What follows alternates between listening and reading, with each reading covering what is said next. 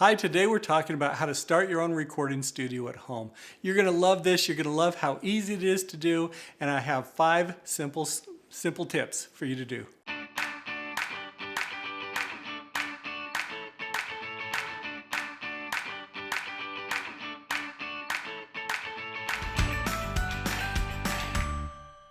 Hi, I'm Scott Wilhite, the Record Yourself video coach. I am happy to share with you on how you can start your own recording studio at home. I got to tell you, I am here for heart-centered people who want to make a difference in the world, who want to make an impact. If you want to grow your business, if you want to grow your impact, the way to do it is through the power of recorded video.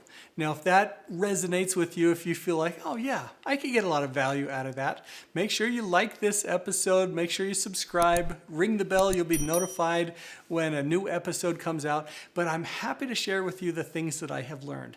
Now, today we're talking about how to start your own recording studio at home.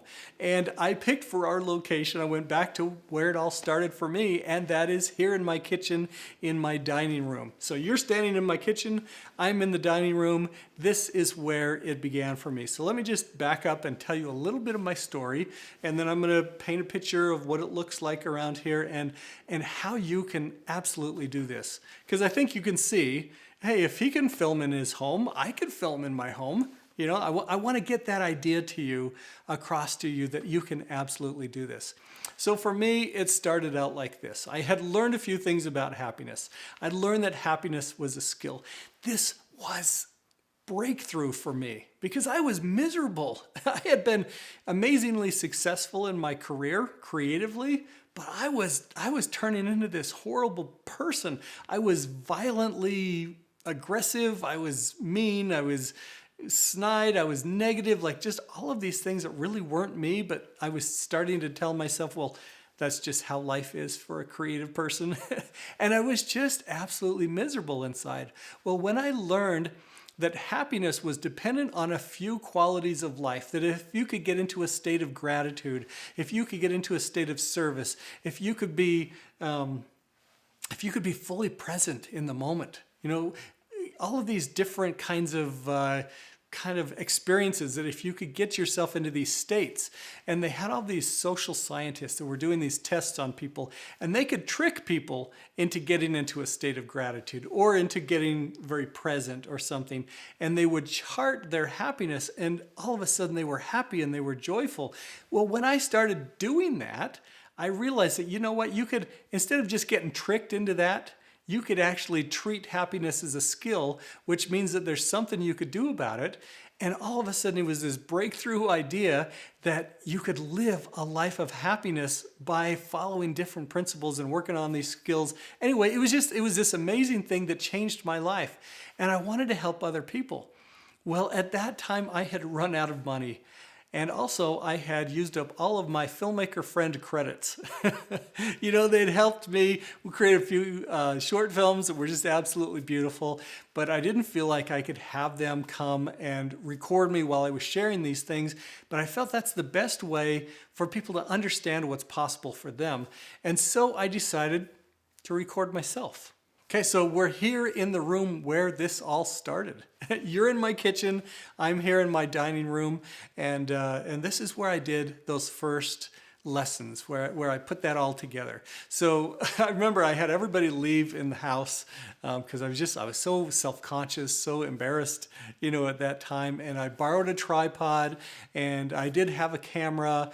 I did buy a microphone, and I borrowed some. Actually, I don't even know if I borrowed some lights.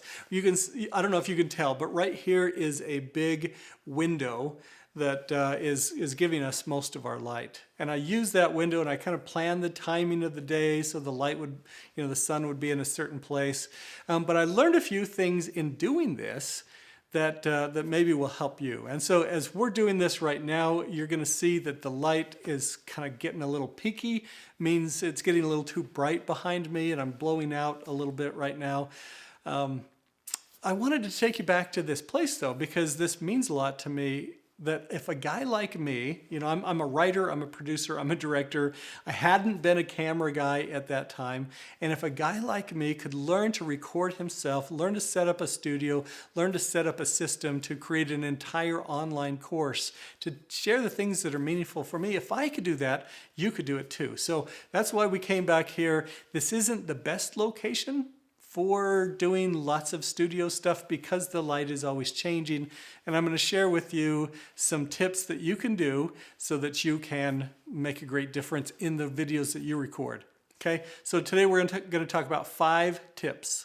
5 tips that you can do to set up your own home studio and to be able to start making a great difference. Okay, the first thing that you're going to need is you're going to need a quiet location. Right here in the middle of my home, it's not a quiet location unless everybody's gone. So this is not the ideal location, but if you think about your house, think about where you have available to you, you can find some places that are pretty quiet. It needs to be quiet. That's the most important thing, really, because the microphone's going to pick up all of these other things going on and it's going to cause distractions. You want people to listen to you. You want people to hear your message. So first of all, first and foremost, get a quiet location. Okay, number 2, good light.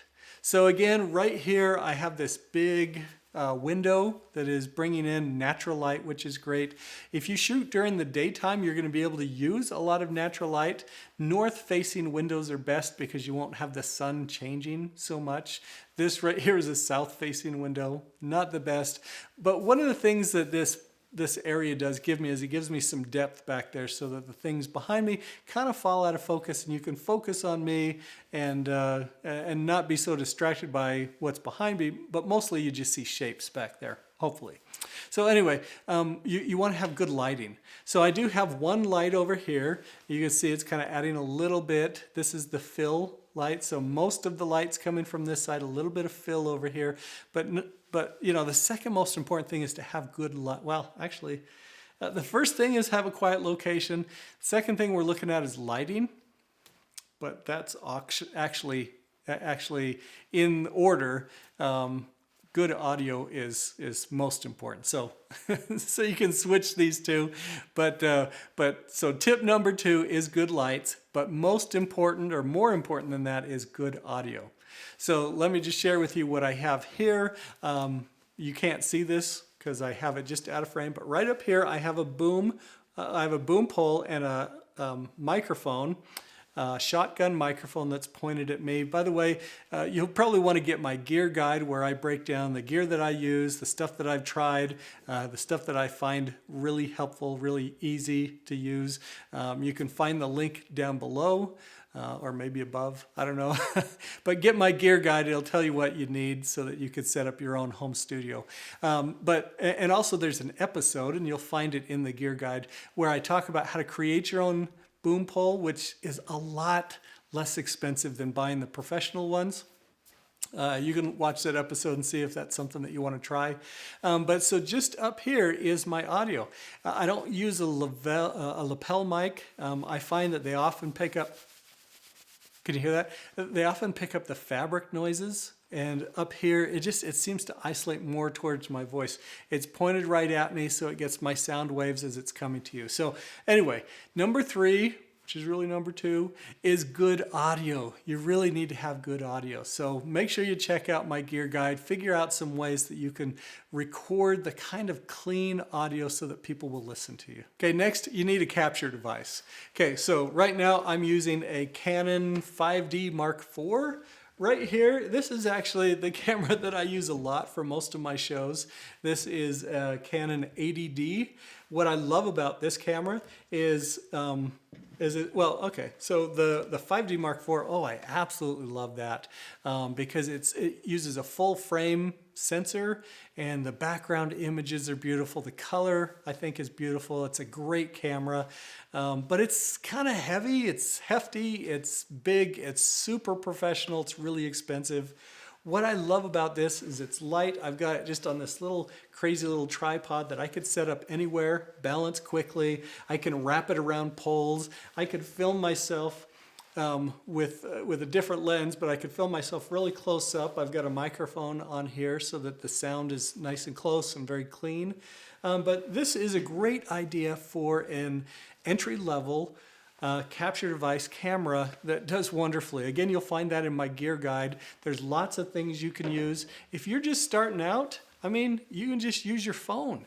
You can use what's available. The main thing is to practice and to get going. But if you do want to record, if you do want to set up a studio, you will have the opportunity to record lots and lots and lots and lots of videos. Right now, we're not able to get a ton because of the location, you know, coming back to my kitchen and kind of improvising some things is not the best way to do it because the light's changing. But if we go to my office, which has a north-facing light, if we go down to my studio, oh boy, we have all sorts of control there because I don't have any lights. And I'm able to really control the environment, control what everything looks like. So anyway, I just want to point out to you that things you need, you know, first of all, is a quiet location. You can improvise and you can make a lot of things work. Then you need good light, good audio, and a capture device right there. Now, the other part that's important in your studio is really part of your process, and that is the editing process. You're going to want to have a good editing system. I like to use DaVinci Resolve. Excellent, excellent source for being able to go through and edit your videos quickly and professionally with lots of headroom. So again, these are things that you can find. You can find the resources for in my gear guide, so you can learn what it is that you'll need. But you really don't need that much, and you can start with what you have. And that's what I recommend you do: is you just start. You just start getting them out there. You start sharing it. You start getting that success, that feeling of, oh my goodness, I'm making a contribution. I'm sharing the things most meaningful to me, and it's making other people, it's helping other people. So anyway, I wanted to share that with you so that you can start sharing what you have. Because you know what? It's time to broadcast your voice. What is the message inside of you that the world needs right now? Hey, I hope you liked that episode. If you are trying to figure out what kind of gear to get, check out my gear guide. I've gone through a lot of equipment, figured out what works really well. Happy to share that with you.